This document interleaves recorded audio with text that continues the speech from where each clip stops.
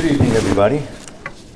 I want to start off by thanking Jay Zucker, who nominated me for this fantastic event, and I got a couple of notes here so I could talk about the CIA. I'm sorry, that's my NSA, the D, DHS. All right. The FBI talk. First of all, when I was asked to say a few words as a representative of the Tucson class of 2013, I thought I'd start from day one. A lot of the folks in the class, and we all got to know each other as time went on, you see them as just local people that you got to know in the class, much like college on steroids many years later for some of us. And you don't know what they did until they pass around the paper at the end or near the end of the program. And you see that there are some pretty accomplished resumes that are taking time out on Thursday night, some of us really just running from work to get there. But no matter how accomplished a lot of these folks are, it seems when they got that Department of Justice letter in the mail, there was that little bit of a little boy excitement. And speaking for myself, it's like, wow, first of all, they're not arresting you. It's very cool. And you get excited about it. How many things later in life get you excited like that? So then you go to in our case, the Tucson facility, and it's a beautiful facility. And I found a lot of the classmates, and myself included, a little bit timid. And these are folks who in their lives are accomplished folks who I don't think usually get in that situation. There's something about the FBI and an agency of that magnitude that does that to you, whether it's the accomplishments, the really heritage of it, and also the clandestine reputation and that sort of thing. So you go up and you don't know the protocol. So we all become little kids on a first day at school. So we walk up to security. So if I'm going to tell the Tucson story, and I think there's only 5 of us here, I'll start it with the real life story of us trying to not do anything wrong. That's really what you do when you get there. So we walk up to the facility. There's a great gentleman security behind it. There's all kinds of glass, and there's this airport type security going on. And they ask for your driver's license, which, I haven't pulled out to check my age in 70 years. And I pull it out and I hand it in, and the other classmates do it one at a time. They give the license back and we walk in. And maybe that's what it was, the timid aspect of it that made me not look at my license when it was handed back to me. Or maybe it's just habit. How many people really, when you show your license to cash a check or whatever you're doing, really take it back and look at it? So after the first class, I thought I was participating in some sort of undercover operation with the FBI in switching identities, because I apparently went the whole first week, thank God not getting pulled over by the police or trying to book a flight or anything, with another classmate's driver's license in my wallet. And I didn't know this was true until the second class, and I was cutting it close, and I pull in because nobody wants to get there too early because, I don't know these people yet. We're trying to talk. So, but you don't want to be there late either. Let's be honest about it. So I get there at 5 minutes to 6, and I'm rushing up, and I see someone standing there not able to get in the class. And I thought it was pretty odd because I'm supposed to be the last one in. So I go up there casually, and everybody's looking at me, and the security guy's looking at me, and the classmate's looking at me, and I pull out my license, again, not looking at it, thinking it's my license, and I hand it in, and they go, okay, we're all set now. Now you can go in, they say to the other classmate. Apparently, they had been switched, and I can't blame anybody because she did look a little like me. I'm only kidding. Richard, wave your hand. Richard was the other secret identity person. So I thought that was a good way to get started because that really touched an area of uncomfortability that I guess I hadn't been through in a little while.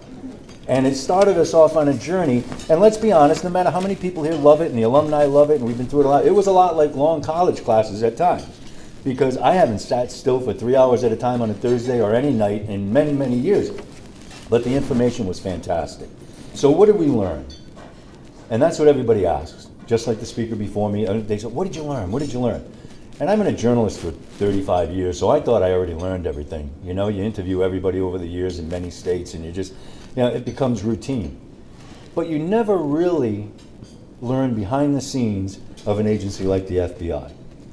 I mean, first thing we learned, and John also reinforced it, and everybody involved, is that you guys really like acronyms.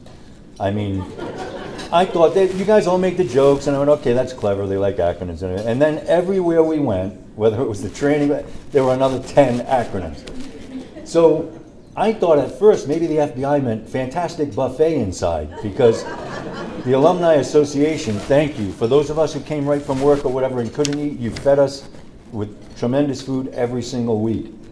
And we really appreciate that, sincerely.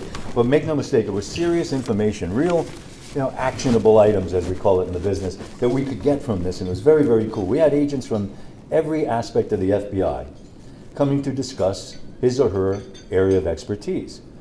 And on a side note, I'll just jump in there. What honest, I have no reason to stroke anybody's ego here. Were they not the nicest people on the planet? I mean, every single one. And these are, they come on their own time, and they're dealing with questions that some of us ask that I'm surprised they didn't just pull out the revolver and shoot us. And they were nice about it. I mean, we learned from facts to fingerprinting. We got that inside look on what this legendary agency does on a day-to-day basis. I mean, we learned what the agency's mission was first. We learned that you guys are involved in our neighborhoods, really right down the street from us. You're part of our lives, and you're involved in everything. So what we did was we talked about media and information at the beginning of each class, and we really realized that you are there, and we might not know you're there, but you're there, and we're glad you are, right here in Arizona. We learned about international and domestic terrorism, Southwest border investigations, foreign counterintelligence. We discussed public corruption, white-collar crimes, the CART program.